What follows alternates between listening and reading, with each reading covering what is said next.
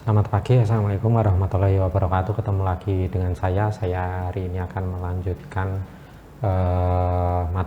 materi penyusunan laporan keuangan ya. Kemarin kan sudah sampai trial balance, hari ini kita melanjutkan ke ya jurnal penyesuaian adjusting entries. Nah, menurut case adjusting entries itu kan made at the end of the accounting period ya, to bring account up to date ya.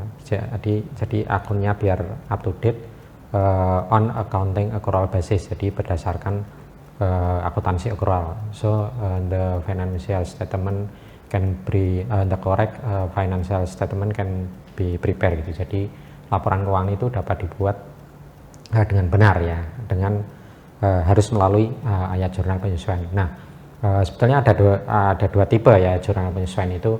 Yang pertama itu terjadi karena akibat transaksi yang ada sebelumnya. Misalnya tadinya ada pendapatan yang diterima di depan, membutuhkan penyesuaian. Yang kedua, penyesuaian yang terjadi tidak ada hubungannya dengan transaksi sebelumnya.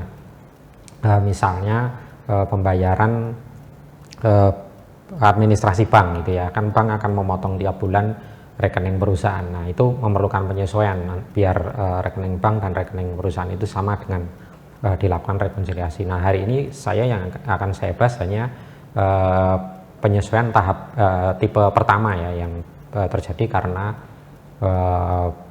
transaksi sebelumnya. Nah, tipe pertama itu dibagi menjadi 4 model ya. Ada deferral 1, deferral 2, accrual 1, accrual 2. Deferral 1 itu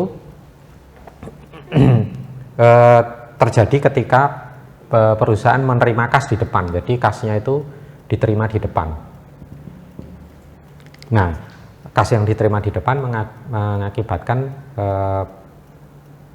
adanya pendapatan yang diterima di depan kan, unearned service revenue. Nah, tipe yang kedua, kas yang keluar duluan, kasnya terlanjur keluar duluan, misalnya bayar sewa ya, sewa yang dibayar di depan itu kan kasnya terlanjur keluar di depan. Nah, yang tipe accrual ada 2 juga. Yang pertama itu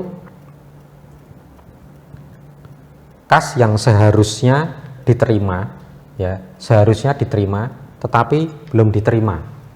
Jadi akibat kas yang seharusnya diterima tapi belum diterima akan muncul piutang. Kemudian kas yang seharusnya keluar tetapi belum dibayarkan ya.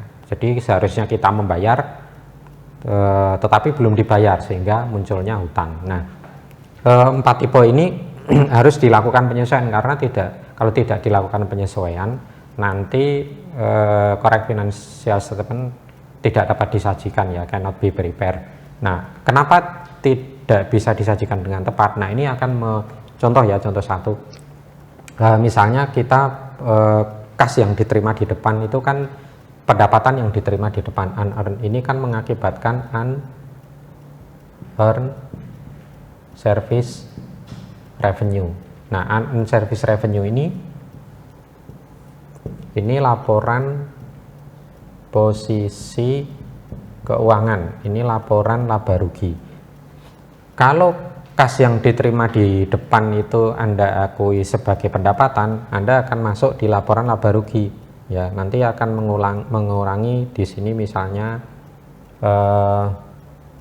pendapatan gitu ya. Ada pendapatan di sini. Kemudian muncul biaya. Kemudian laba kan. Nah, kalau kas yang diterima di depan ini Anda akui sebagai pendapatan, maka pendapatan Anda akan terlalu tinggi. Padahal seharusnya kas yang diterima di depan ini unearned service revenue.